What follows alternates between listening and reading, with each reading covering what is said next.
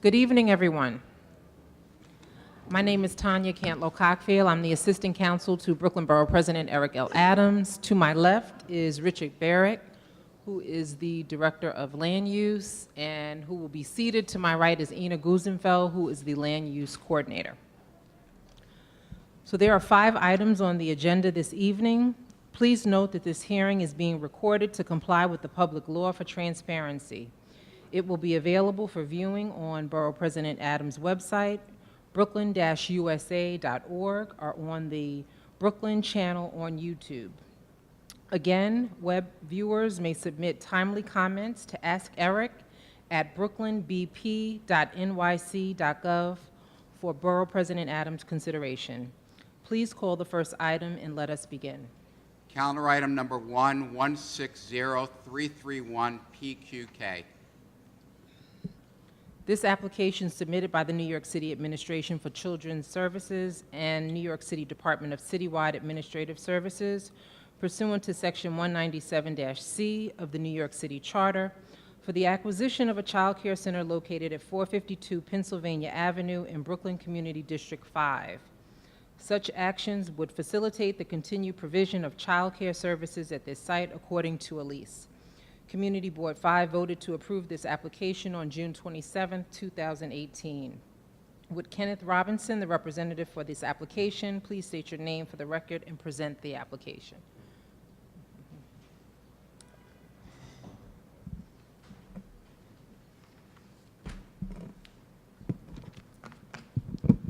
Members of the Borough President staff, members of the public, my name is Kenneth Robinson.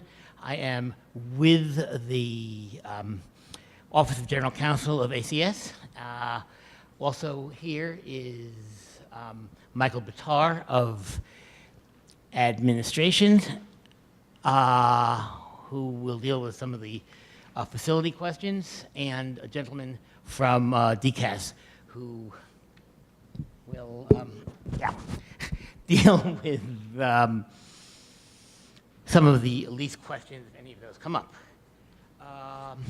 We are asking that the Brooklyn Borough President approve this application to continue the use of the site as a child care center.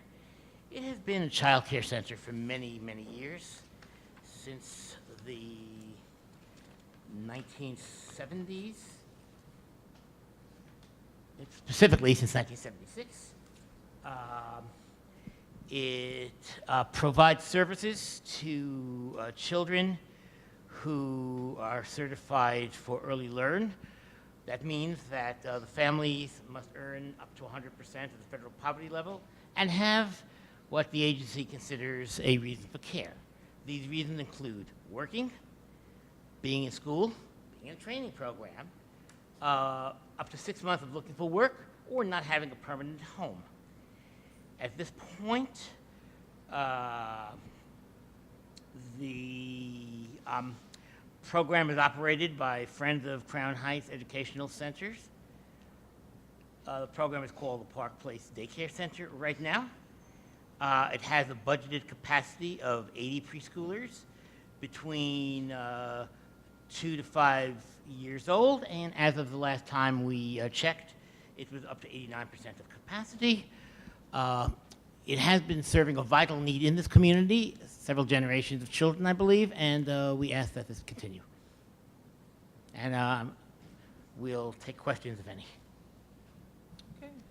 I do have a few questions. First question is, it is in the interest of the community for child care facilities to serve neighborhood residents. What is the number of contract seats, and what is the criteria for selecting children to attend the center when vacancies arise? I believe we gave the answer. The number of contracted seats is 80 children, and the criterion is parents apply to ACS, and if they meet the criteria and there is space, they would be assigned there.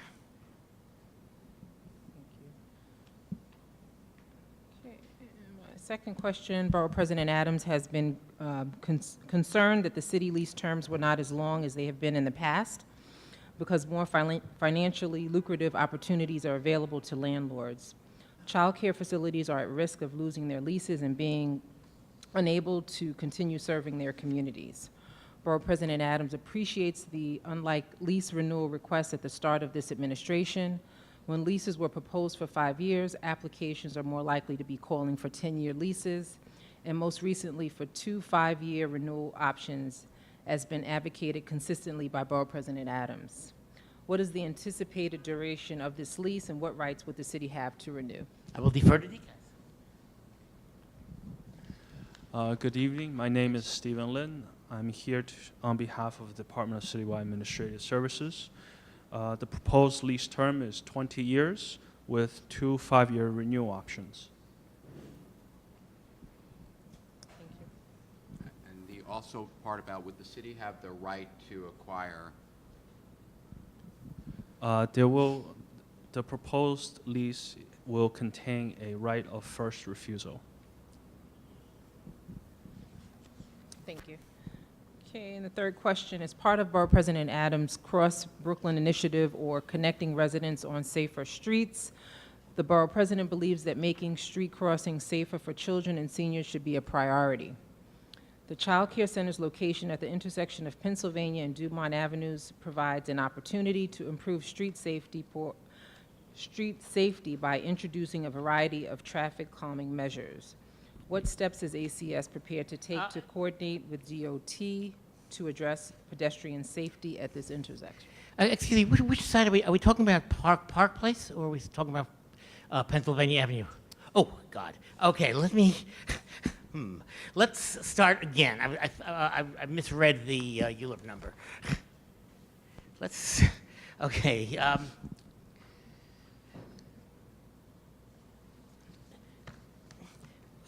Okay, let's strike all the substantive comments that I made. This site, 452 Pennsylvania Avenue, is a dual eligible program. That means people have to be eligible for both child care and Head Start, which means 200% of the federal poverty level. But the reasons for care remain the same. The contractor is the Police Athletic League. The program is now called PAL Arnold and Marie Schwartz. Its capacity is 103 preschoolers, and last time we looked, it was up to 93% of capacity. The answer to my first question to the Borough President's first question does remain the same. The answer, and of course, DCAS's answer remains the same also. So is it 103 or 80? Is it 100? It's 103 for this one. The Okay. answer I gave before was 80. was 963 Park Place. Okay. Sorry. Okay. Okay. And as to the question about the safety, I defer to Mr. Batar. I would like to refer to my name is Michael Batar. Hello, everyone. Although there is an extensive scope of work that covers many repairs for the new lease, in this case, there are roughly 83 items on the scope of work. There is no specific item. I just read it again about traffic safety, or I would, at this point, I would like to carry your comment to ACS and get back to you on that. Okay. But it is a concern that ACS has. I mean, we are well aware of. Most of the time, the responsibility falls on the provider in terms of securing children to come into the center safely, and they're usually dropped off by their parents. And it's a very smooth operation, but I will bring your question to ACS. So just because we are generally consistent with the type of questions we ask, when you have sites at corners, if you could consider this in advance of the hearing. Thank you. Yes. And I have 2 more questions. Okay. Part of Borough President Adams' vision for Brooklyn includes the beautification of our streets while addressing best stormwater management practices. What consideration has been given to incorporating streetscape improvements to existing features, such as adding a street bench as part of DOT City Bench Initiative and expanding the tree pits to advance best stormwater management practices through utilization of rain gardens. Again, I defer to Ms. Bitar. As you are well aware, the property is on the corner lot, and there is a playground to the west of the property, and I believe also it's a bus stop. In terms of beautification, ACS has consistently added some language to the scope of work to address that issue and to improve the general look of the facility with the neighborhoods. Did I answer your question? So again, given DOT's Streetscape initiative, it'd be great if there's contact with DOT to perhaps get their feedback whether they would pursue the City Bench initiative there. And because the tree pits are within the sidewalk, again, a conversation with DEP in terms of their rain garden initiative would be helpful as well. Yes. We will follow up on that, yeah. And the last question, it is Borough President Adams' policy to maximize job opportunities for Brooklynites with local businesses. Therefore, when hiring opportunities arise, how does the Child Care Center go about filing such opportunities, and what steps might be taken in the future to promote local hiring? There is a website which the facility, all our facilities, advertise on. In addition, some schools that provide programs in early childhood education do have advertisements there. I know I know personally that the downtown campus of City College, which has a early childhood program, does have postings there. So basically, community members interested should check their school bulletin board, also check the website, and go from there. Thank you. So now I'm going to turn it over to Richard to handle the speakers. So we have no speakers on this Oh, no? Okay. Calendar item number 1. Do we have anybody who has not signed up for this item that would like to speak on this item? Go to the next item. Okay, so calendar item number 1 is closed. Calendar item number 2, 160363. 963. Yeah. Good evening. Wait, Mem- hold on 1 second.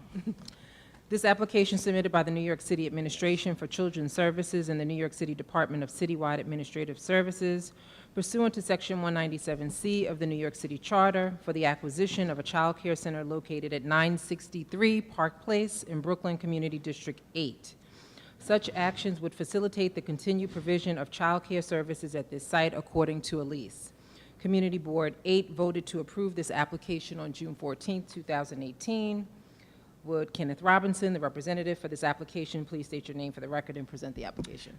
Good evening, members of the Borough President's Office, members of the public. My name again is Kenneth Robinson. I am with the Office of General Counsel of Administration for Children's Services. I am asking that the Borough President approve this application to continue the site as a child care facility. I could just refer back to the answers meant for this site in the earlier thing, but I guess I'll just repeat myself. This site has been in use as a child care center since 1976. It is an asset to the community. Several generations of community members have attended this facility, and it is a single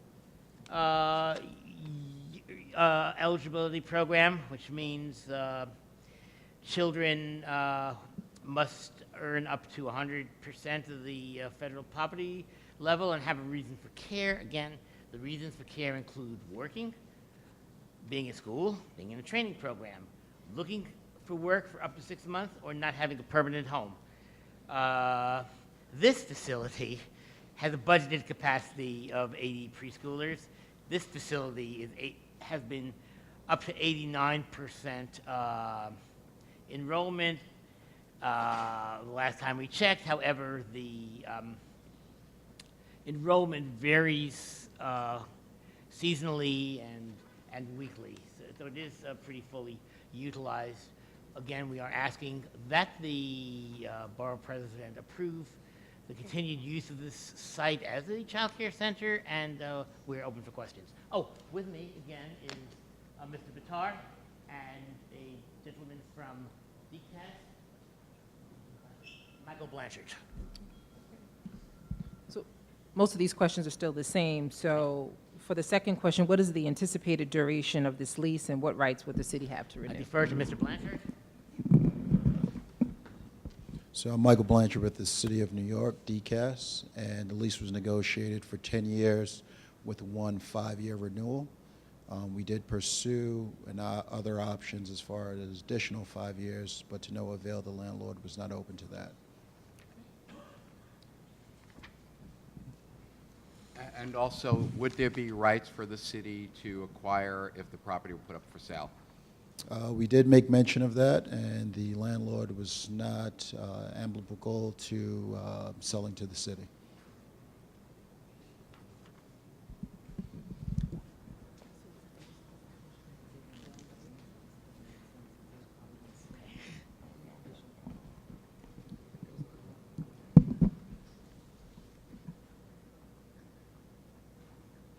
Right.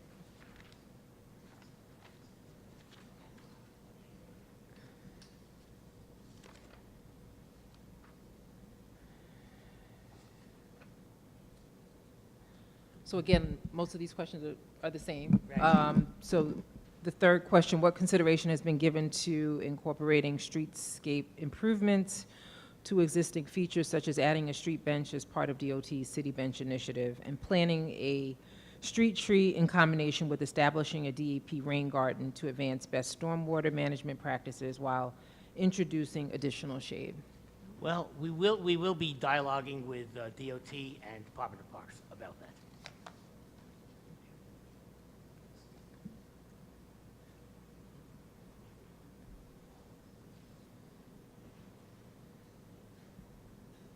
And how does the child care center go about filling such opportunities, and what steps might be taken in the future to promote local hiring? There is a website, pretty much citywide, which announces job opportunities. There's also schools, the schools of early childhood education. At least some of them do have postings of available positions. Beyond that, we could talk to the provider to see what additional steps they could take, but those are the basic steps. Is this also through City College? I know you mentioned that on the Yes, other. yes, City College? I know they do advertise. Okay. I just happen to know that one because I've been there, but I believe all the schools of early education do advertise. Thank you. So there are no speakers. So we have one speaker that would like to speak on the first item, but there is no signed speakers for the second item. Does anybody who has not signed up would like to speak on the second item? Okay, so we're going to reopen the first calendar item to bring up Councilmember Barron.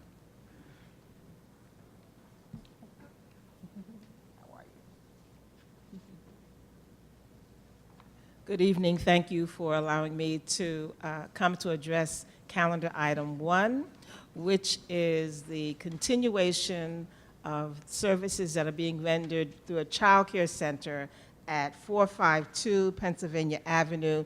It is a site which is located a few blocks actually away from where my office is, and DCAS and ACS is asking for a continuation of utilization of this site, and I'm just here to say that I am in support of that application.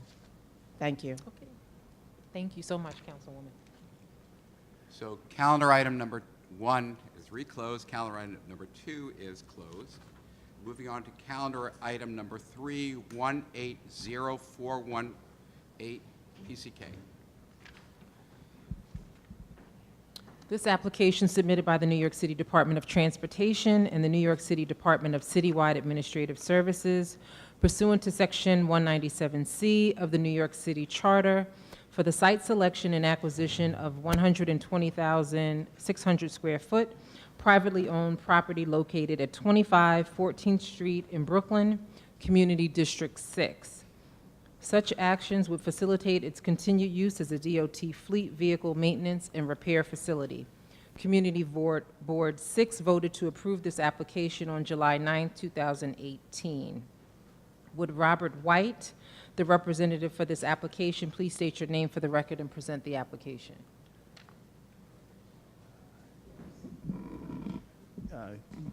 Good evening. My name is Bob White. I'm a consultant to DOT. I'd just like to have DOT just introduce what the project is about, and then I have a brief presentation.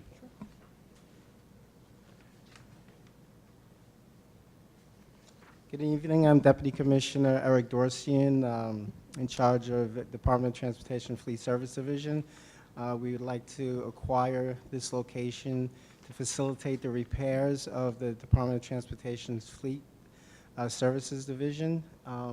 It's a well-needed asset as, the growing needs of the city, need to be addressed. We're looking to acquire this piece of property. So our representing Fleet Service will be Bob White. Thank you. Very good. How do I advance the slideshow? Oh, great. Thank you. Bring this up. Okay. So good evening. My name is Bob White with the firm of AKRF. We are environmental and planning consultants to the New York City Department of Transportation in this ULURP application.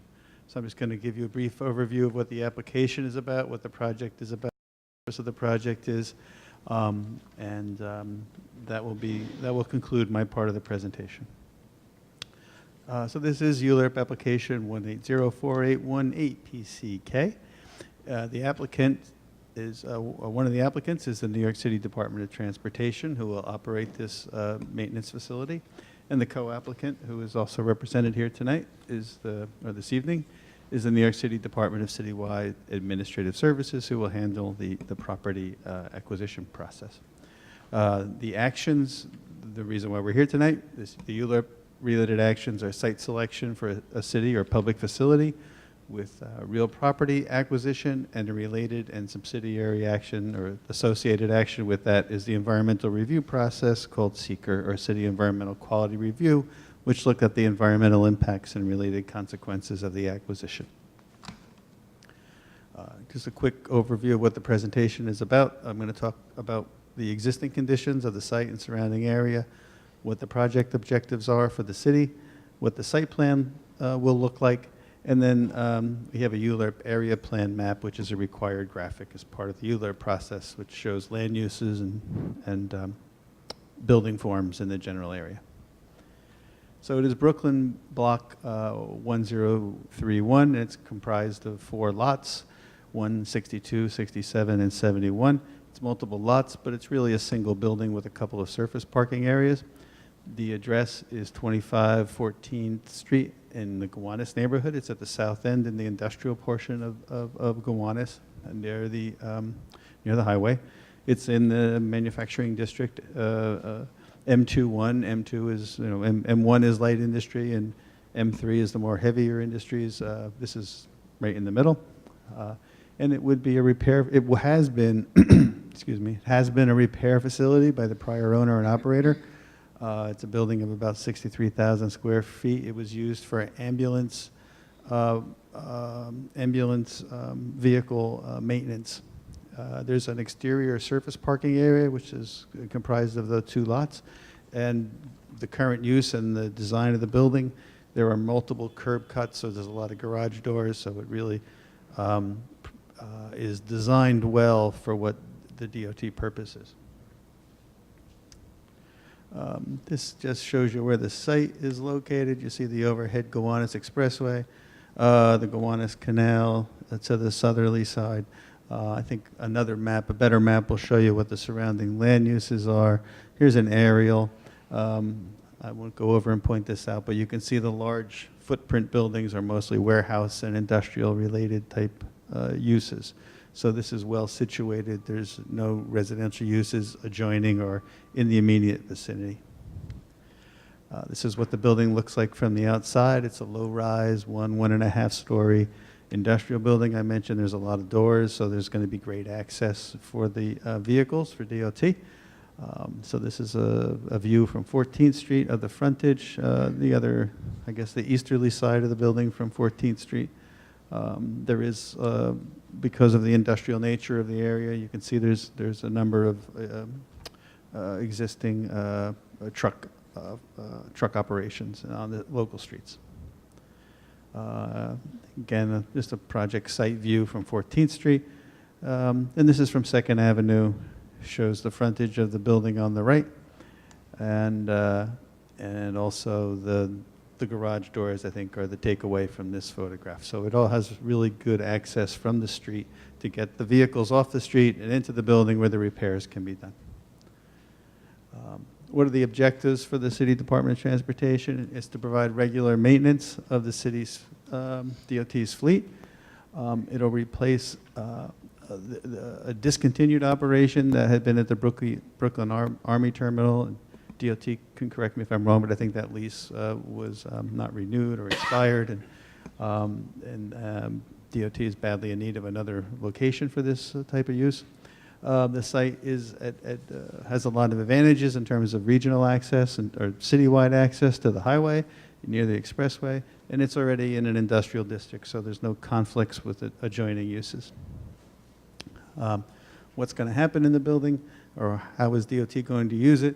It's going to serve DOT vehicles for maintenance from all 5 boroughs. It'll provide a much-needed vehicle maintenance and repair facility. Division of Motor Vehicle inspections will be done. It'll improve, all this will, of course, improve DOT's ability to perform citywide services to maintain and improve our streets.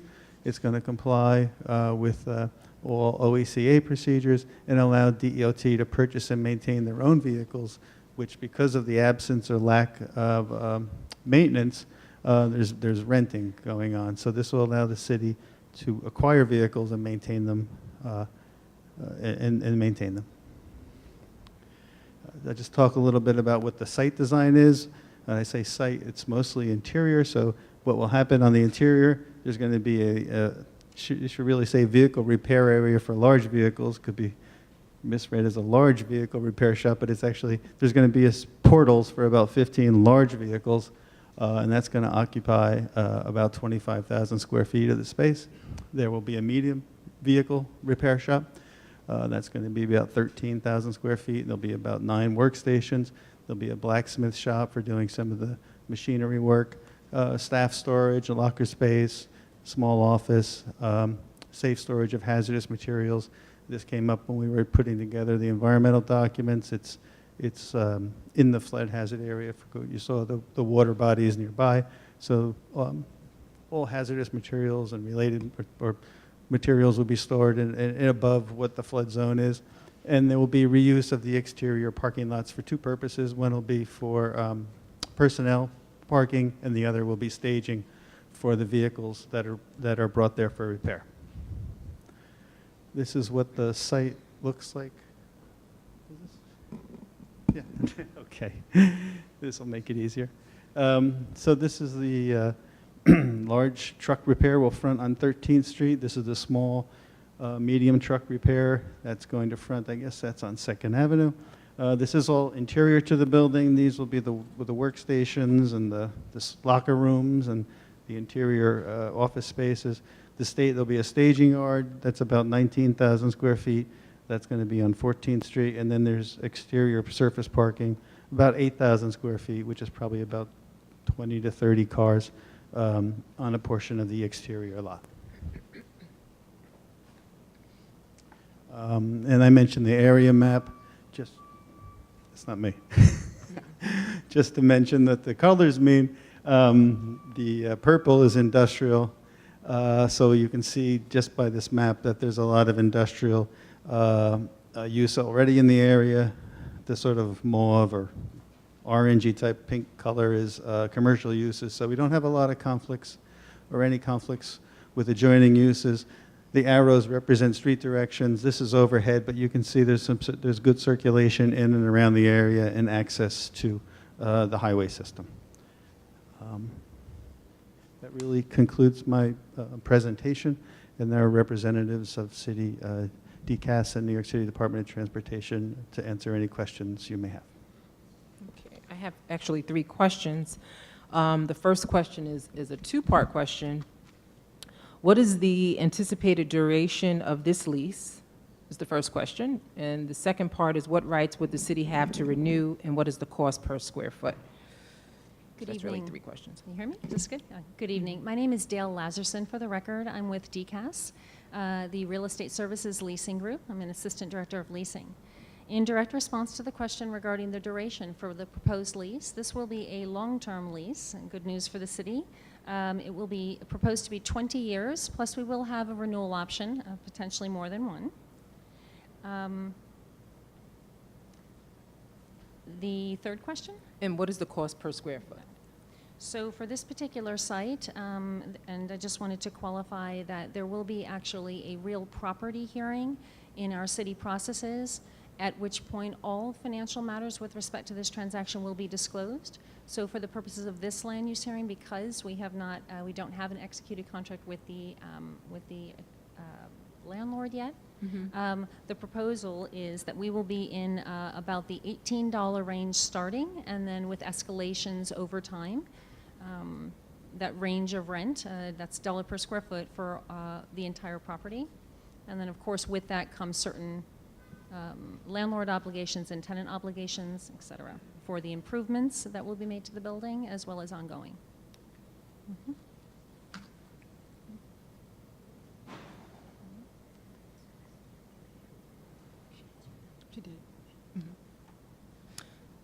So the second question, it is the Borough President Adams' policy to maximize job opportunities for Brooklynites.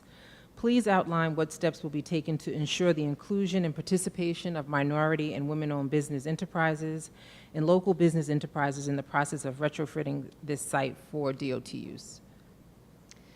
Okay, for the City of New York and for this particular transaction structure, the owner of the property, the landlord for the city, will actually be performing all of the required work on behalf of the city through city standard mechanisms, which include a bidding process. That is a required procurement process. With that, in the lease document, the landlord will be required to identify contractors and architects that are viable to do business with the city. We have a scrubbing process per se. However, the City of New York, through the lease, cannot mandate the landlord's use of specific categories of vendors. But what we can do, and what we do, and in fact, as late as this afternoon in a conversation that I did have with the owner, we would certainly encourage his engagement with local businesses in this regard, local contractors, et cetera, to see if any of them are viable from a business structure, financial wherewithal, bonding, et cetera, to participate in a selection of contractors. I wanted to offer on this, while the city can't mandate, and we can encourage the landlord to reach out to an audience local for participation that may be able to participate and receive bids, the owner of this property is actually a long-standing owner and operator of properties in this particular area. For a project of this size, this should be good news. For a project of this size, and particularly with the pace of the required construction that the city would ask for, it is in the owner's best interest to actually look to local trades as resources, because almost always local businesses, I'm sorry, not trades, but local businesses actually best understand not only the property and where it's positioned, but also resources for construction-related items, laws and codes about the property, as well as the Department of Building codes that may govern this. So there is a benefit to his audience that he might reach out to being in the local group of businesses, if you will. So that's very, very good news.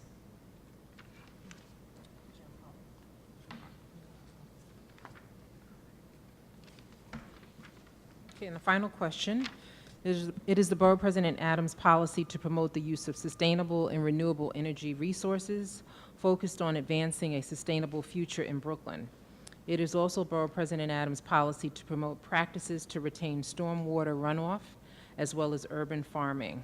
Such policies are consistent with the sustainability goals articulated in One New York City, the Plan for a Strong and Just City, which incentivizes building owners to build and maintain green roofs. Additionally, what consideration has been given to using the lease terms to harvest the building's roof rights to promote investments in solar panels, blue-green, including urban agriculture, or white roof covering, and the site's open areas to include permeable pavers and sidewalk and/or adjoining roadway to incorporate rain gardens and other sustainability measures? I will start with the roof matter, if you will, issues for the roof. Currently, the work scopes, if you will, the improvement scope of work for the lease is under dialogue and consideration and being developed for a number of reasons, to improve the property, obviously, for DOT's use for this long term. As a part of that review, use of the roof for solar panels is actually under consideration, so that's good news. The final work scopes are to be determined, of course, but they are under development and in dialogue. With respect to an agricultural roof, this is a very large roofscape, no doubt. The owner will have a responsibility to replace the roof, which is great for our long term. However, for an agri-roof, the lease may not be the mechanism for this dialogue if there is any opportunity of this at all. And the reason being is that particular kind of a proposition may not correlate well with the timing of when we'd like to get into the lease, because a number of things would go into it. There are mechanisms about that type of an operation, including the ongoing repairs and maintenance required to support it, staffing resources, a vertical space to provide access to the roof specifically to maintain that kind of an operation. It's a very specialized operation, so it may not be through the lease. If an opportunity existed, and became viable in that regard, it may be outside of the lease that something like that would be implemented. At this time, this has not been given consideration with this project. However, as a result of the Brooklyn Borough President's observations, and we will go back to the respective audiences that are developing scopes and working on this project, offer the observation, and to the extent that those parties believe that that is an opportunity that would be viable, not only physically, but financially for the City of New York, then I am certain that they will make a decision on that. But we can certainly bring that information back to the appropriate parties. With respect to stormwater management, the property itself with some of the improvements, inherently with some of the improvements, will address some issues. There will be some leveling of the grading, if you will. Also by the operation itself, where the trucks are coming into the property and into the warehouse, on the interior of the building line, there will be a trenching drain, if you will, that will catch any kind of debris from trucks, snow and ice, et cetera. Also, as is absolutely beneficial and appropriate for an industrial property, all of the existing and any future drains at the property, everything will be flushed out to ensure that it is in proper working condition, including sanitary sewer lines.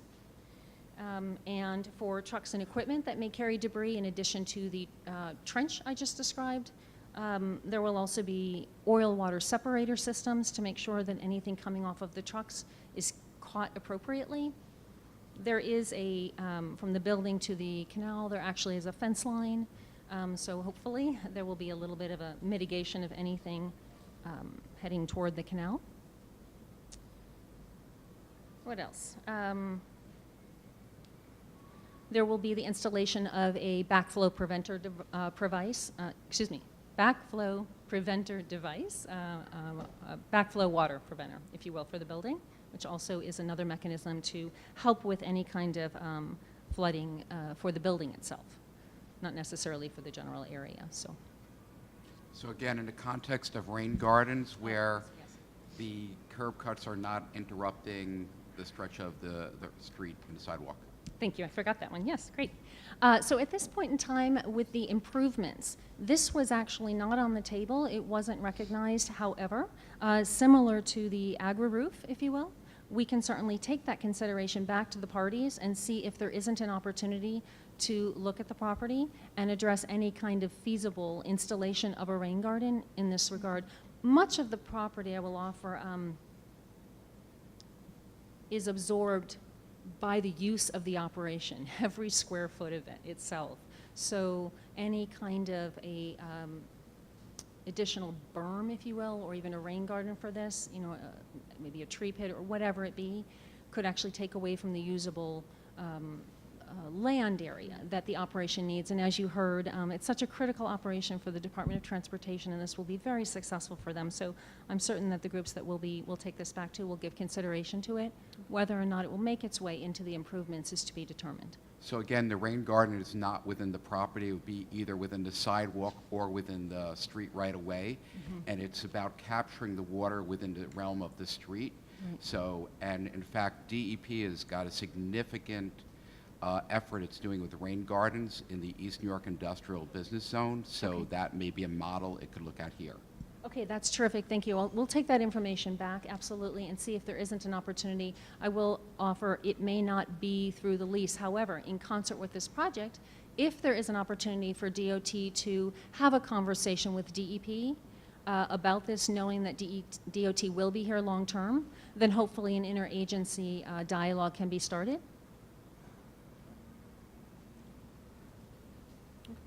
I think that's it. That concludes the questions. Thank you Great, so much. Thank you. Thank you. Thank you. So we have no signed speakers on this item. Are there anybody here? Is there anybody here who would like to speak on this item that is not signed in? Okay, so we're closing item number 3, going on to item number 4, 180186 ZMK and 180187 ZMK. This application submitted by 39 Group, Inc., pursuant to Sections 197C and 201 of the New York City Charter for zoning map and text amendments to change from N1-2 to R7A, a property bounded by New Ettrick and 9th Avenues and 39th Street, to establish a C2-4 district within the rezoning boundary, and to designate this project area a mandatory inclusionary housing area. Such actions would facilitate the development of a 6-story commercial and residential building with approximately 43,800 square feet of zoning floor area in Community District 12. The building would have frontage on both 39th Street and 9th Avenue and result in approximately 40 dwelling units. According to MIH Option 1, 25% of the residential floor area, or an estimated 10 units, would be affordable to households earning an average of 60% of the area median income. The development would provide approximately 8,550 square feet of ground floor commercial space, which is currently envisioned for supermarket use. The development does not intend to include commercial or residential parking. Community Board 12 voted to approve this application on June 25th, 2018. Would David Rosenberg, the representative for this application, please state your name for the record and present the application? Hi, good afternoon and good evening. My name is David Rosenberg. I'm an attorney with Sheldon Lobel PC. Our firm is representing the applicant, 39 Group Incorporated, on this zoning map amendment and zoning text amendment, which would map an R7A district on the northern part of the 5583 block in Brooklyn. That covers, you can see on the zoning map here, adjacent, that currently zoned M12.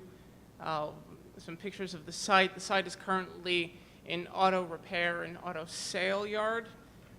This section of the zoning map shows a better illustration of what we're going for here, which is to change the existing M12 zone to an R7A zone in order to facilitate the development of a partially affordable housing unit development.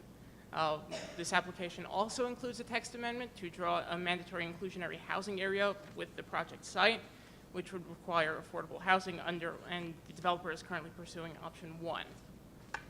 This is the that shows with an overlay of what the proposed text amendment, which is the zoning map amendment, which is the R7A zone with the commercial open C24 overlay. And this is the area map that shows the other uses in the area, particularly worth noting that the 9th Avenue station of the D train is located just a block north of the project site. This table shows the difference in zoning between the existing M12 and the R7A zoning, and here is a rendering of an illustrative rendering of the proposed building. You can see here in the plot area, it may be difficult to see on this screen, but you can see on the others, the plot plan showing the area and showing the planters and the roof. The proposed cellar and first floor plan currently contemplated to be used as a supermarket for the area, and the floor plans for the residential floors that show 8 apartments on each floor, which is a mix of 1-bedroom and 2-bedroom units. At the roof plan, you can see here the elevations and the sections of the building, and we are happy to take any questions. Actually, I have 5 questions. First question, regarding the intended affordable housing units, what is the qualifying income range for prospective households based on household size? And what are the anticipated rents based on the number of bedrooms? And actually, there's another part, but I'll let you answer those first 2 questions. Thanks. So at this point in the development, the developer is still working with HPD to work out the affordability, but based on the current HPD regulations for option 1, the proposed building would have 40 units in total, so 10 would be required to be affordable. Of that, 40 units would be at 40% AMI, 3 units would be at 60% AMI, and 3 units would be at 80 AMI. At 40% AMI, you would have 1 1-bedroom and 3 2-bedroom apartments. At 60% AMI, you would have 1 1-bedroom apartment and 2 2-bedrooms. And at 80% AMI, you would have 2 1-bedrooms and 1 2-bedroom apartment. The rents at 40% AMI range between $667 a month for people with a max income between $29,240 and $33,400. For 2-bedroom units, the $810 for a maximum income of $33,400 to $41,720. At 60% AMI, rents range from $1,058 a month to $1,280 a month for incomes ranging between $43,860 and $62,580. And at 80% AMI, rents would be between $1,509 a month and $1,820 a month for incomes ranging between $58,480 and $83,440. And the final question to that part would be, what is the distribution of units by bedroom size? So by bedroom size, for the entire building or the affordable portion? For the Mostly concerned about the affordable. For the affordable portion, it would be 4 1-bedroom apartments and 4 2-bedroom apartments. That adds up to 8, though? And Yes. you said there's 10. It's up to, hold on, I'm sorry, my math here is wrong. We have 4 1-bedrooms and 6 2-bedrooms. I'm sorry.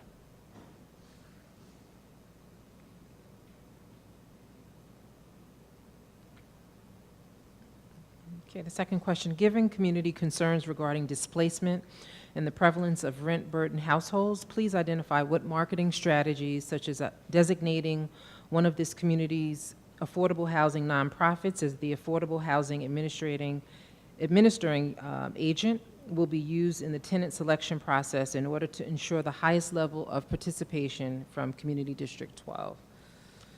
At this point in the development process, because the rezoning isn't certain yet, the developer hasn't yet solidified a choice of who the nonprofit administrator would be, but the developer is committed to working with HPD as well as the Borough President's Office, Councilmember Menchaca, and other local elected officials to identify a local nonprofit, to engage and to administer the affordable housing portion in a program that would include a robust financial literacy program to make sure that eligible people in the area are informed about this and can apply for the affordable housing lottery.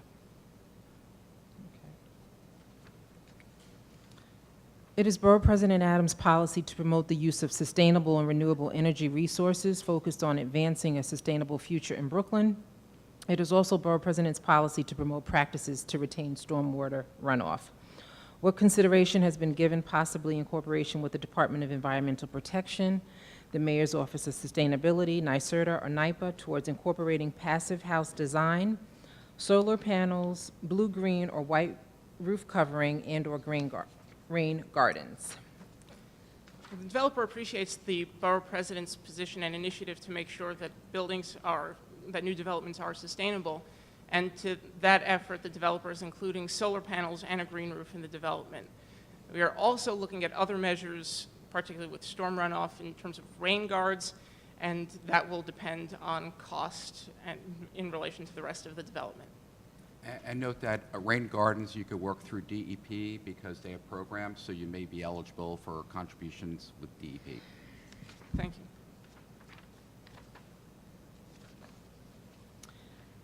As the application documents depict that the intended commercial use as a supermarket, what mechanism would guarantee that the commercial space is leased to a supermarket tenant, or what time commitment would be reserved to secure a supermarket? And finally, what duration of the lease would the application be willing to offer a supermarket? So at this time, also because this is relatively early in the development process and the rezoning has not yet been certain, we haven't been able to enter into formal discussions with with supermarkets, though we've had some preliminary discussions with some supermarket owners. We've not been able to reach a preliminary agreement as of yet. The space, the commercial space on the first floor, was designed in contemplation of a supermarket, with the understanding that a supermarket would be appropriate in this area. But beyond that, I cannot speak at this time to any formal arrangements for the supermarket. Okay.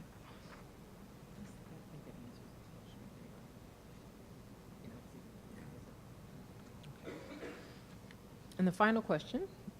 It is Borough President Adams' policy to maximize good quality jobs for Brooklynites.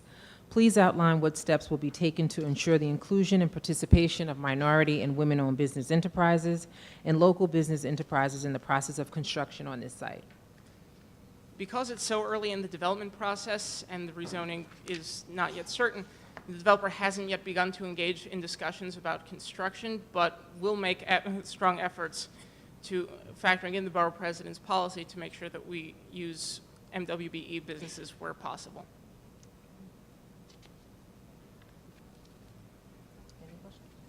So, Thank you so much. so we have no signed speakers on this item. Is there anybody who has not signed up that would like to sign up and speak for this item?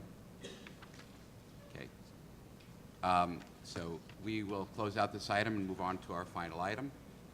Calendar item number 180, 180-489 ZMK, 180-487 ZRK, 180-488 ZSK, 180-490 ZSK, 180-486 PCK, and 180-485 HAK. This application submitted by Brownsville Lavinia Associates LLC with the New York City Department of Citywide Administrative Services, the New York City Department of Housing, Preservation and Development, and the New York City Department of Parks and Recreation for a series of land use actions to facilitate a large-scale general development of 7, 8, and 9-story mixed-use buildings with approximately 724 affordable dwelling units in Community District 16. The proposed infill development is contiguous with the existing Marcus Garvey Village, which is generally bounded by Blake Avenue, Newport Street, Rockaway Avenue, and Thomas S. Boylan Street.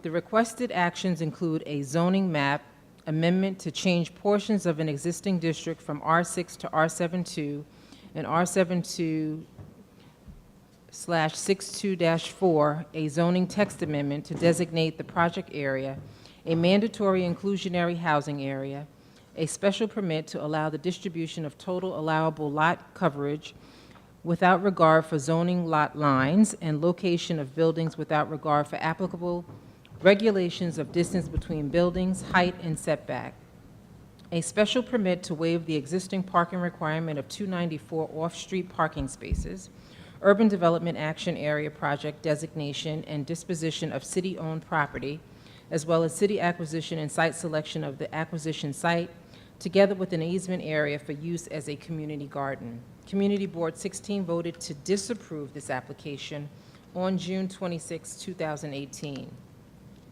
Would Josh Weistock, the representative for this application, please state your name for the record and present the application? And before we get started, we're going to introduce Councilmember Inez Barron and Councilmember Alika Ampry Samuel to join us up here. And want to acknowledge we have the chair of Community Board 16 in the audience as well. Thank you. My name is Joshua Weistock. I work with L&M Development Partners and Brownsville Livonia Associates LLC. I'm going to have my colleague Lisa Gomez kick us off.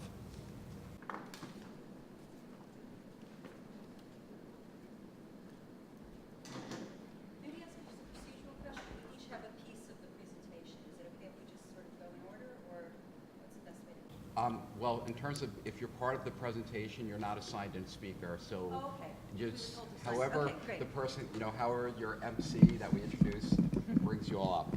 So if the three people who signed speaker slips are part of the presentation, then you don't need to testify.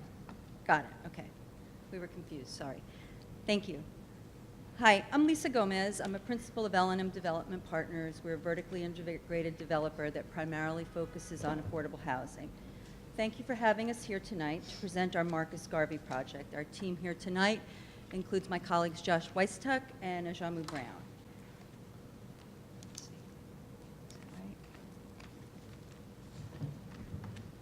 Sorry, I have these same challenges.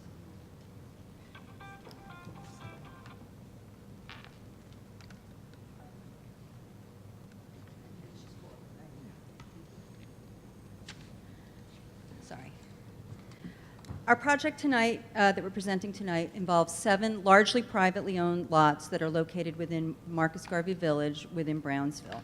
We're hoping for the approval of a few actions, broadly speaking: a zoning change to amend the current R6 zoning to R72, mapping of a commercial overlay on Livonia, a waiver of the existing Marcus Garvey parking, a large-scale special permit, disposition of 2 small city-owned lots, and acquisition by the city of a portion of one of our lots, which is essentially a land swap that will allow the existing Green Thumb garden to double in size. I should also note that we've heard from the community board that they wanted to see more parking incorporated in our proposal, and we believe we can get 60 to 75 spaces by eliminating some community facility space and swapping it for parking. Our architect is currently studying that, and we'll have a more fully informed response in a couple weeks. By way of background,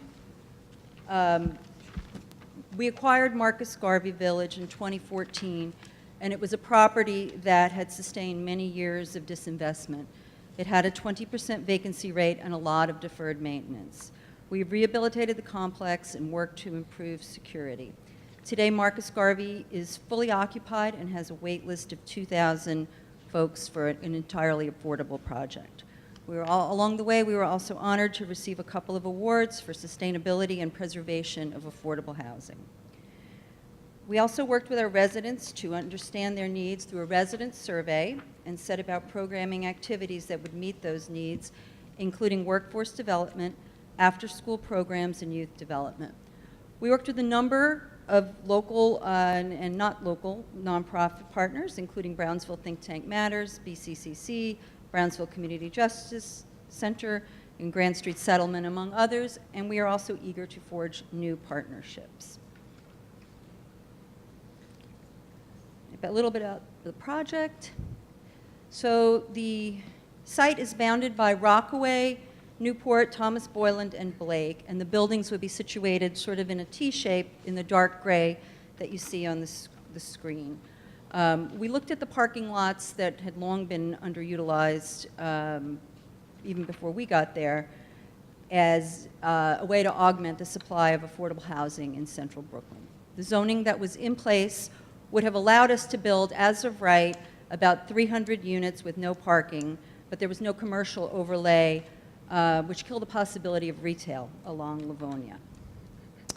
So originally, we looked at a large-scale plan that it would have resulted in more than 1,000 units in 10 to 12-story buildings, and that would have really provided the maximum number of residential units, which would have allowed for a lot of flexibility in programming and income tiering. But, you know, it was pretty dense, and through conversations with the elected officials, the resident association, and city planning, we reduced that density and massing, similar to the two HPD-sponsored Livonia developments, Livonia Commons, that are similar in terms of density and scale. We were actually part of the first one, Livonia Commons, with Martin Dunn. So that dark gray shows what we sort of originally could have done under a sort of max build scenario, and the white or light gray below is what our current proposal includes.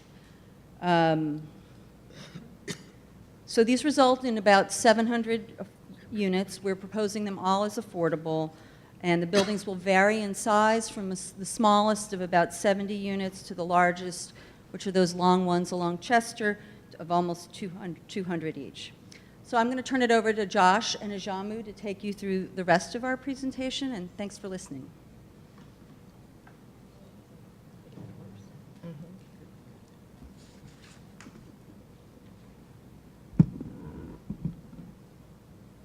Thank you, Lisa.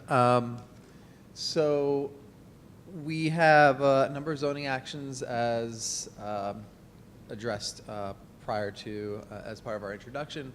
But what we're trying to do here is allow for maximum number of units at these parcels. So real quickly, I can run through them for you. No problem.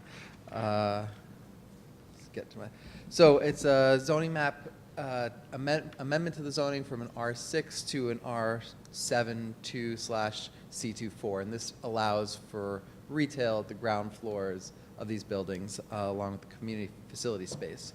We have a zoning text amendment that will provide for mandatory inclusionary housing, MIH, to ensure the affordability in the area.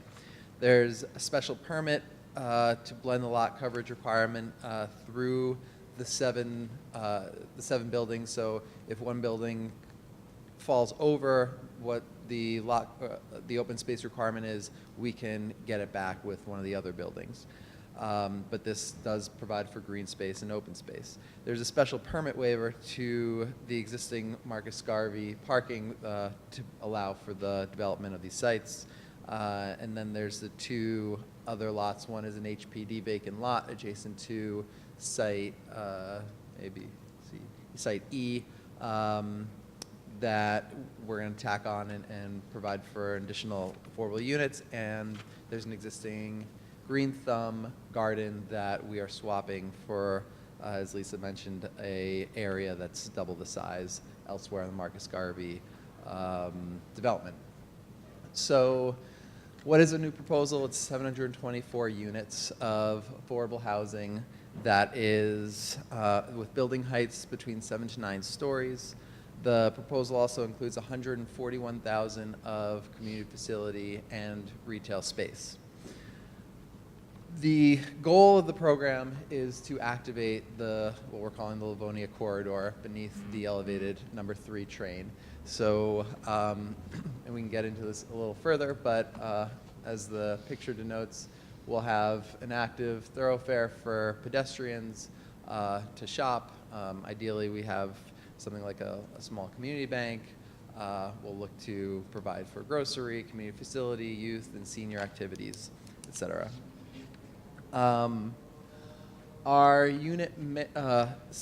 building size and unit mix are both in line with other projects the city has financed in the area. I've pulled out Livonia Commons and BRP's new construction Livonia 2, which were both RFPs. And so, on our private sites, we're looking to match and replicate a model that's already been done before. As far as the unit mix and incomes, we are looking to, we're looking to have rents start as low as $215 per unit, and that's for the lowest income tier for a studio. Our income mix is similar, again, to other city projects, and it's in line with the HPD ELA term sheet. For example, a family of 4 at a 40% AMI would pay $810 for their 2-bedroom unit. And then the 2-bedroom units would range and go up to $1,280.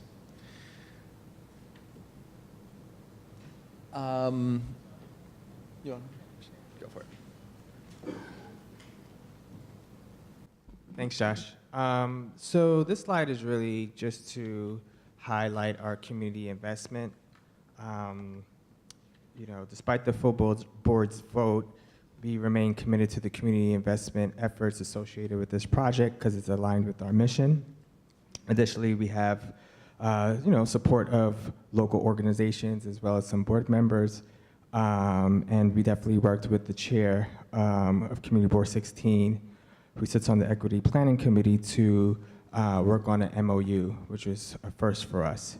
So just to go through some of the highlights of this is, best efforts to create increased parking options, which you've heard, maximize affordability, collaborate with Community Board 16 Advisory Committee on ground floor uses. We heard a lot about having community input in retail and community facilities, allocate tenant amenity space in new buildings for resident meetings and activities, commit to hire local and established workforce plans that include higher NYC, which is something that also came out of Community Board 16, and best efforts to incorporate healthy living, food, in the new development, urban farm, incubator kitchen, another idea that came out of the committee as well.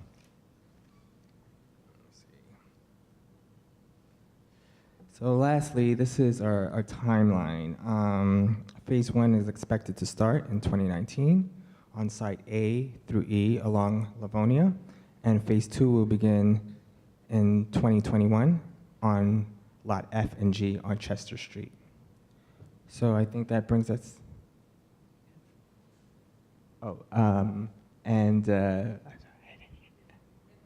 if approved, right. Hopefully it will be approved, if approved. So I think this concludes the presentation at this point, but if you have any questions, I think we can open that up or invite other people to speak on this. I don't know what the next steps are. Yes, we do have a few questions. Okay. So the first question, I know Josh touched on some of this at the beginning regarding income. So the first part, regarding the intended affordable housing units, what is the qualifying income range for prospective households based on household size? So that's part one. And what are the anticipated rents based on the number of bedrooms? And what is the distribution of units by bedroom size? Sure. We do have a backup slide on the incomes. Pardon, it's a little small. But we are targeting the AMIs between 30% and 60%, which is an income range for 30% households. Minimum income is $21,930 to $31,290. And what dictates those ranges is your household size. So one person would be on the low end, and a family of 4 or 5, or in the studio, probably 2 is on the high end. And for 40% AMI, it's $29,240 to $41,720. 50% AMI, $36,550 to $52,150, and 60% AMI is $43,860 to $62,580. As far as our unit mix, we have a mix of studios to 3-bedroom units, studios being the lowest allocation. It's around 10 or 11%.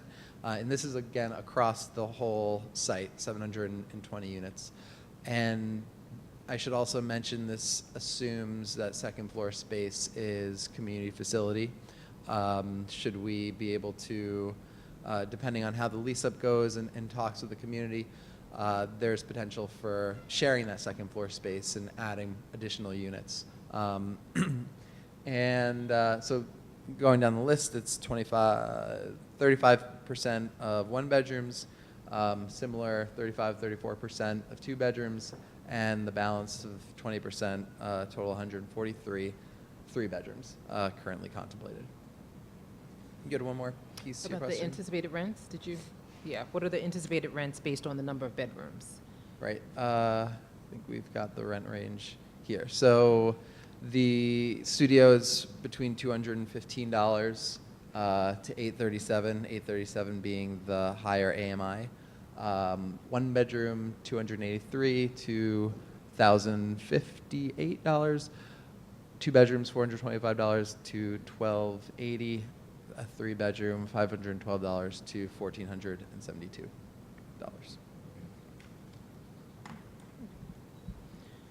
Given community concerns regarding displacement and prevalence of rent-burdened households, please identify what marketing strategies, such as designating one of the community's affordable housing nonprofits as the affordable housing administering agent, will be used in the tenant selection process in order to ensure the highest level of participation from Community District 16. What such marketing strategies start off with a financial literacy campaign to assist area residents in becoming lottery eligible?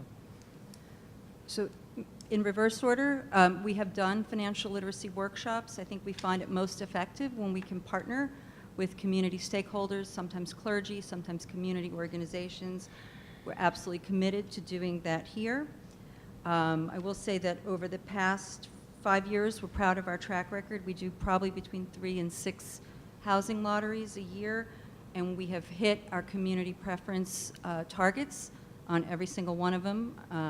We only started counting 5 years ago, but we regularly get tens of thousands of applications. And what we typically do, our marketing team will work either with not-for-profits or clergy or other community-based stakeholders to try to get the word out, as well as hold some preliminary pre-application workshops with residents so that they sort of have a leg up and are ready to apply.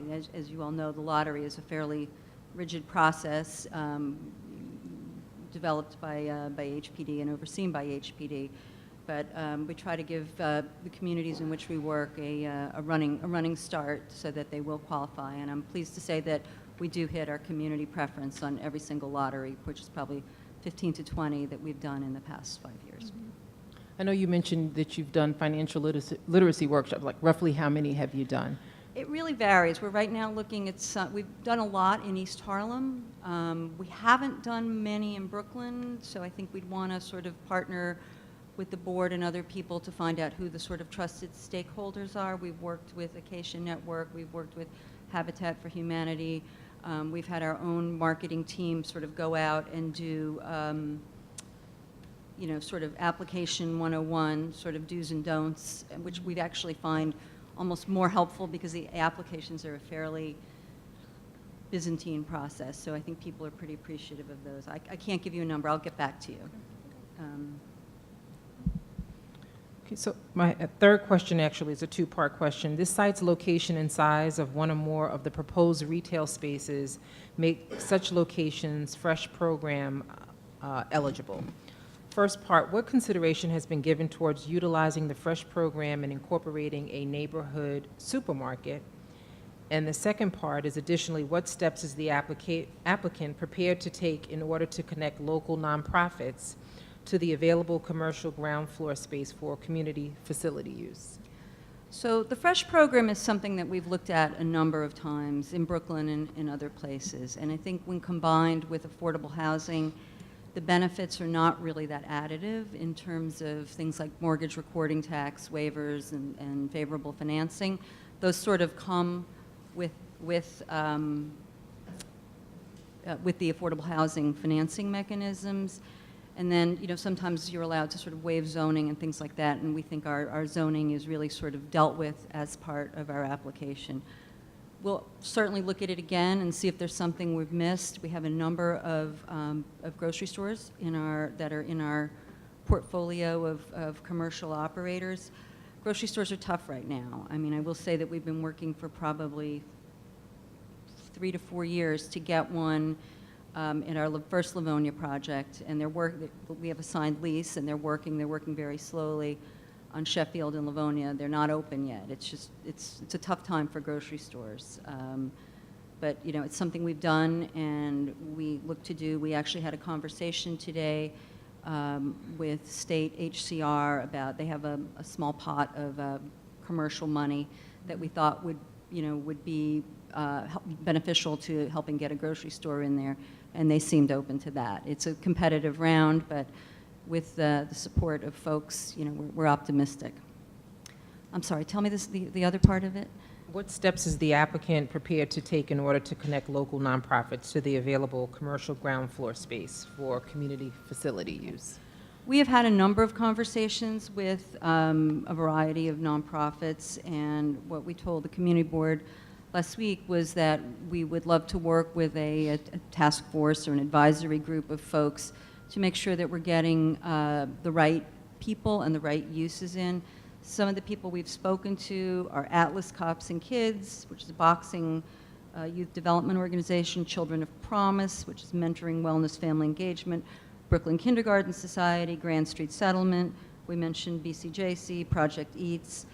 It's early. I mean, these are not the type of users that can typically commit or even know what their funding is 3 or 4 years in advance. So we do have conversations. We are eager to engage with an advisory group from the community board to make sure we're trying to target the right organizations and right services that support the Brownsville community. Our fourth question actually deals with sustainable and renewable energy. It is Borough President Adams' policy to promote the use of sustainable and renewable energy resources focused on advancing a sustainable future in Brooklyn. It is also Borough President Adams' policy to promote practices to retain stormwater runoff. What consideration has been given, possibly in cooperation with the Department of Environmental Protection, the Mayor's Office of Sustainability, NYSERDA, or NYPA, towards incorporating passive house design, solar panels, wind turbines, blue-green or white roof covering, permeable pavers in courtyards, and DEP rain gardens as part of the builder's pavement plan? Sure.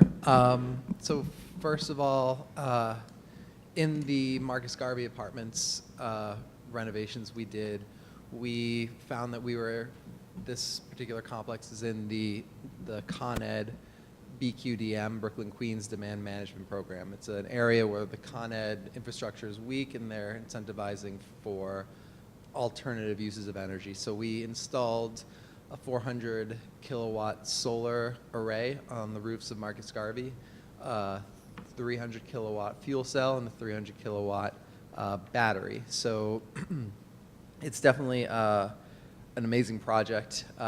We've won a few awards for it. We also did do it was a NYSERDA multifamily performance program there. So we're looking to continue that effort at the new buildings, especially being in this Con Ed area and potentially using what we've done and the momentum and the relationships we have with that. So there's Enterprise Green Communities, which provides for 15% energy efficiency over and above what the standard code is. As far as stormwater and rain gardens, we'll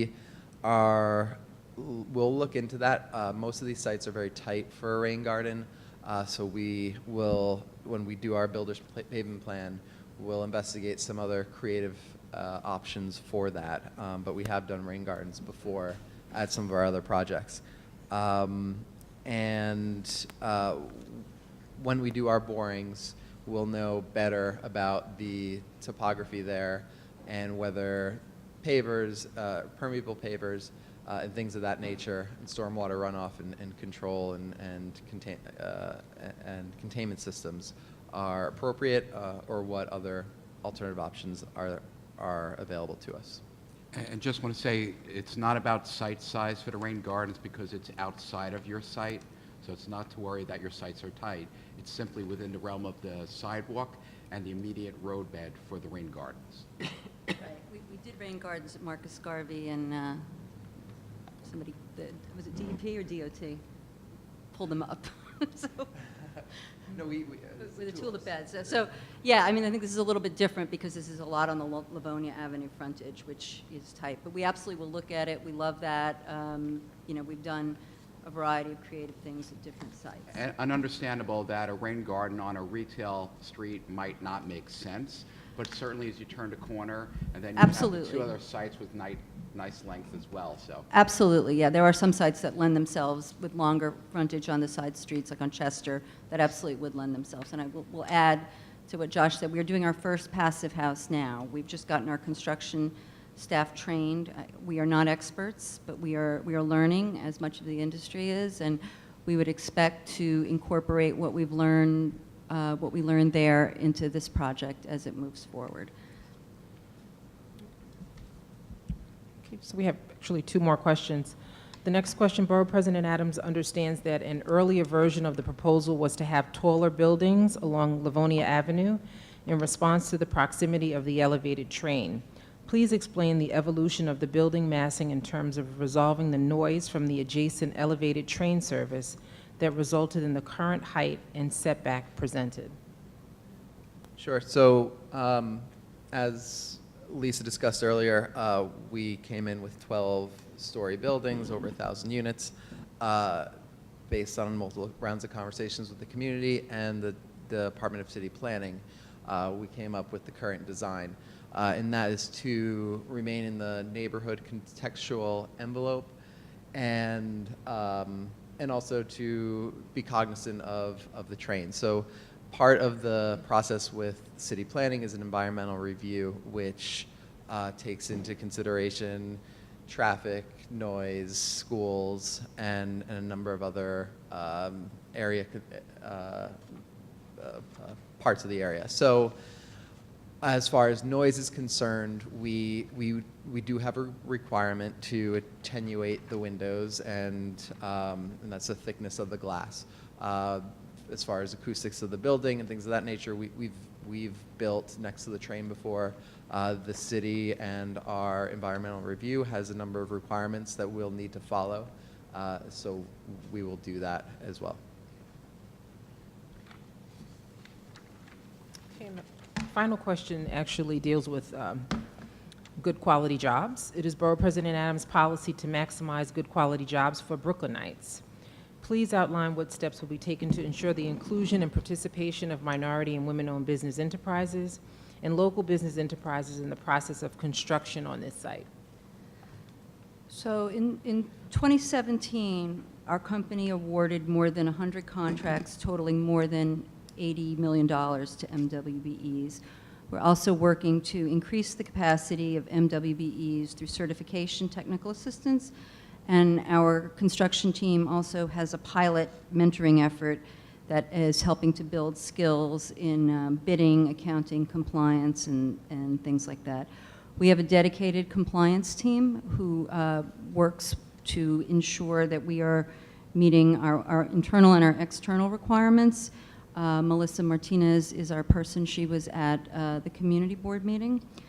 For our financing, the contractors must be state certified, which is actually a higher bar than the city certification process. We are always looking for new contractors. Plug for that.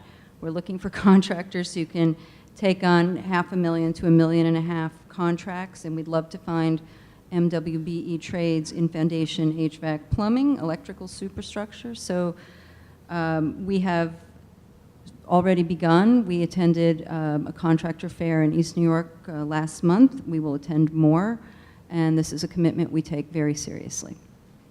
And if someone is listening to the video, not here tonight, is there a person at your organization they should contact? Yes, why yes. Melissa Martinez, and she can be reached, I don't know her exact extension, but the general number is 914-833-3000. And it's mmartinez@lmdevpartners.com. Please also see our website for our pre-qualification form. Thank you so much. So we have two guest panelists. I'd like to offer both council members Epry Samuels and Councilmember Barron the opportunity if they'd like to ask questions before we move on to the public testimony. Yes, thank you very much for the opportunity to be here and to participate. And I do want to start out by saying I did have several meetings about 2 years more with the L&M development, but then they just sort of like disappeared. And so it was surprising to me when this plan was presented to Department of City Planning without having reached back. Half of these project developments are in my district, the southern side of Livonia Avenue, and the northern side belongs to my counterpart here. So some of the questions that I have are, well, you just mentioned that $80 million was given to MWBEs. What percentage of your total budget does that $80 million represent? It really depends from project to project, but in general, it's the M and the W are different, but it's typically Right. 15% M and 5 to 7% W. And how many companies does that represent? It's definitely over 100 contracts. I believe it's 125. I'll get back to you with a And what was the specific number. average size of the contracts? that they were seeing? $600,000. And what was the median? I don't know. I will get back to you. Okay. So those would be interesting questions that I would like to have answers to. My concerns with the project, once again, are that it's very dense. You're talking about 700 units, talking about buildings that have ranging from 70 to 200 apartments per building. And another part, which my colleague will talk about, is there's no parking that comes with that. So you're looking to have an MIH development. Which option in MIH are you looking to present or request? We are actually well beyond MIH. Our development is 100% affordable. So you're not going to have MIH options? We're required to have MIH because it's a rezoning, but we are... Right, so which option are you looking at? Option, I think it's 1. Okay. And the other concerns that I have were that the reduction of required space between buildings, whereas it is normally between building to building or building to window is normally about 50 feet, and it's almost cut in half to 30 feet between building to building or building to window, and that is a concern that I have in terms of your special permits that you're asking for, as well as a question that I have. You talked about the distribution of bedroom size. Will that be, I'd like to know where this distribution will take place in each of the particular buildings. So that would be something I would like to see. We don't have the buildings designed yet, so we will evolve it as we move forward. We can give you a preliminary idea. You know, and some of it depends on if we're eliminating community facility space for parking. So we're working on that right now with the request to add more parking that came out of the community board. So we are right now toggling between parking, community facility, and residential. But we will have that answer within a few weeks when we come back with the parking scenarios. And finally, have you selected or are you considering particular nonprofits to administer the project going forward? You have a nonprofit partner for the administration? When you say the administration, I'm not sure what that means. For the affordable housing, you normally would have a not-for-profit partner? Have you? What we often do, sometimes we partner with not-for-profits in the development, such as on RFPs. Sometimes we partner with other for-profit developers.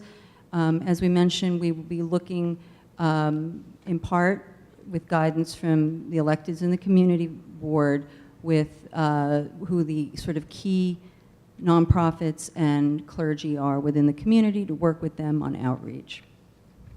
So that's just for the outreach, not for the administration of the, Do you mean for the actual leasing? excuse me? Do you mean for the actual leasing of the apartments? The lottery has the administering agent is required by. No, not on the typical affordable stuff that's done by our management company or somebody else's management company. It's a little bit different than, you know, on I guess an 80-20 building. So this would be just a typical affordable housing lottery that people would be income qualified by the internal team in accordance with the Section 42 requirements for tax credit housing. Thank you. And I believe we have a meeting scheduled soon to sit down and to talk further, so we'll talk about some of that then. Sure. Thank you.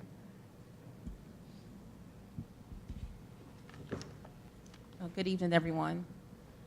I just want to first say that I appreciate the attention that the Brownsville community has received over the past several years, and I do appreciate organizations being willing to come up with a proposal and plan for the affordable housing crisis that we have across the city. But I do want to point out that the Brownsville community, as my colleague stated, is already a very, very, very dense community. And when you look at the proximity of Marcus Garvey Village, which is directly across the street to the public housing developments in NYCHA, and that immediate area has the highest concentration of public housing. So we all know this. So when I look at this plan, as much as I appreciate affordable housing and the attention that the community is receiving, I do not see the need for so many units in that immediate area, because the conversation should be more around what the community needs. And we've talked a lot about green space and retail and entertainment opportunities and commercial space, or just other ways to enhance what is lacking or what's actually needed in the Brownsville community. And so 724 units within that area is a bit much. But I do want to ask a question about the parking itself, because there is a need for a special permit for the reduction and waiver of the parking requirements, right? For the existing complex. So the special permit there's a need for the waiver of parking requirements to waive the existing parking requirements for 294 off-street parking spaces, correct? And so you would need that in order to develop the lots that you're currently. Many of them, yes. I mean, there are other options. None of them are particularly financeable. You know, structured parking is expensive and doesn't pay for itself. Underground parking on these sites, not great, and very expensive. So, look, I hear you. I think that, you know, as we've said, we will look to you know, we felt that, you know, in our conversations that trying to maximize both the affordable housing opportunities, the depth of affordability, as well as community facility space was important, but we are always open to a conversation about what. I just want to make it known and state the facts here, because when you mentioned in your presentation that the parking lots were underutilized, I just wanted to be known that they're underutilized because the residents are not allowed to use the parking lots. And there's such a huge problem with parking in the community because of the density. There's so many people, in fact, moving into the community, and you just mentioned all of the other development plans for the district, in particular along Livonia, along Thomas Boylan, along Rockaway. That's not even included in this. This is other projects. So we are talking about even more families moving into the community. And so there's going to be a greater need for parking, understanding that the train is right there, but there's also a need for parking. And so I just wanted to point out that the parking lot is underutilized because the residents are not able to use them, but you want to be able to build on these parking lots that are underutilized, and you're asking for a waiver in order to be able to continue on with the plan. So I just wanted to put that out there because, this is something that the community has stressed time and time again, and not just First Baptist Church of Brownsville, who utilizes your parking lot on Livonia Avenue for their congregation on a consistent basis. And I now want to mention the affordability, because you did discuss that there's units between 30 and 60% of AMI. But when I look at the presentation, 60% of your units are at 60% AMI. And that's a huge number. So can you just speak to why there's a need for 60% of the units to be at 60% AMI when we're talking about Brownsville, when that number of affordability, that number of units does not reflect the AMI in that particular community? So there are a couple of things. One is we finance, like anybody who's doing affordable housing, off of the city and state term sheets, which have some flexibility but are somewhat prescriptive. Something has to be financially feasible to be financed. Two, early on in discussions, we heard that there was a greater need for larger apartments. So rather than try to sort of squeeze the number of bedrooms, larger apartments down, and therefore getting more units and more income, we tried to balance the number of 2 and 3 bedrooms, which I think we have, I would venture to say, probably as many as anybody on if not more than on a private site has proposed in this neighborhood. So we tried to balance larger units with a blend of AMIs. If we didn't get it right, we're always open to conversations. As we said, we thought we could get a few more. I mean, so this has to be financeable. So we can't do 700 units at $200 a month. That's just not financeable. So we tried to come up with a blend that met the financing programs and also balanced the need for 2 and 3 bedroom units. So we everything's sort of like little levers that you push. But we're open to further discussions on reducing AMI, maybe reducing bedroom sizes, if that's of interest. Okay, I just, again, want to just stress that 60% of the units within this plan at 60% of AMI does not reflect the needs for the community if we're talking about affordability. As we mentioned at the community board last week, we are open to conversations of toggling that affordability and maybe that unit mix, if that's of interest. Okay, all right. Thank you. So we are now going to open it up to speakers. And actually, our first speaker is from the panel. We have Councilmember Inez Barron. Well, thank you. Most of what my concerns were, I addressed in my conversations to the panel, so it would just be repetitive, so thank you very much. And our second speaker is Councilmember Alika Embry-Sambo. The same. I look forward to those continued discussions. And we have one additional signed speaker, and if there's anybody else who would like to speak that has not signed up, I would like to fill out a speaker slip. We have Luis Figueroa from 32BJ.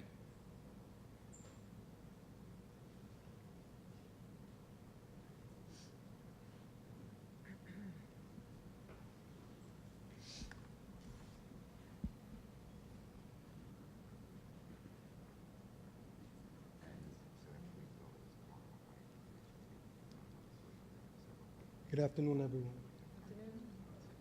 My name is Luis Figueroa, and I've been a handyman at Marcus Garden and a union member for 34 years. Thank you. I'm here today testifying on behalf of my union, 32BJ, and the largest property service workers union in the country. 32BJ represents approximately 80,000 building service workers in New York City, including roughly 30,000 who clean and maintain residential buildings. I'm here to tell you just how important it is that Marcus Garvey Preservation LLC, an affiliate of L&M Development Partners, makes creating high-quality building service jobs an important part of their development plans at Marcus Garvey Apartments. 32BJ currently represents 19 residential building service workers at Marcus Garvey Complex, some of who are here today. For many years, the jobs at this site has been a source of opportunity for workers and the surrounding community, jobs with the kind of family-sustaining wages and benefits that Brownsville's neighborhood needs. The proposal infill project at Marcus Garvey would create more than 700 additional units and fully affordable housing, and it estimates 10 additional building service jobs. Our union believes that L&M and the city should work together to guarantee that the new jobs at Marcus Garvey will be prevailing wages and will not threaten the gains that existing workers have fought for. Marcus Garvey has long, excuse me. The proposal project would create 7 new 8- and 9-story buildings with 724 100% affordable units. Many of us have struggled to stay in New York City as rents have risen. We know we need good jobs just as much as we need housing. Building service jobs can be jobs that pay minimum wages with no benefits, or they can be good quality jobs that pay wages that allow people to afford to put a roof over their heads, save for retirement, and access health benefits. My union brothers and sisters, I have been able to stay in the city and support our families because we are lucky to have these kinds of jobs. In fact, the developer currently provides good building service jobs at the existing building Marcus Garvey sites. Marcus Garvey has been an example of how affordable housing and good jobs can work together to strengthen the community. We are calling our Borough President Adams to ensure that L&M and the city continues to uphold this high standard at Marcus Garvey by committing to provide prevailing jobs, wage and jobs, along with the new affordable housing that is planned for the site. Thank you. We have one additional speaker, Chairperson of Community Board 16, Janice Morgan.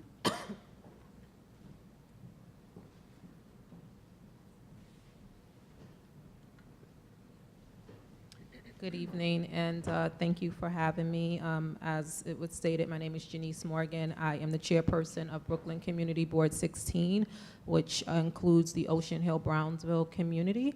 And I do want to thank our city council members for being here and properly representing our community.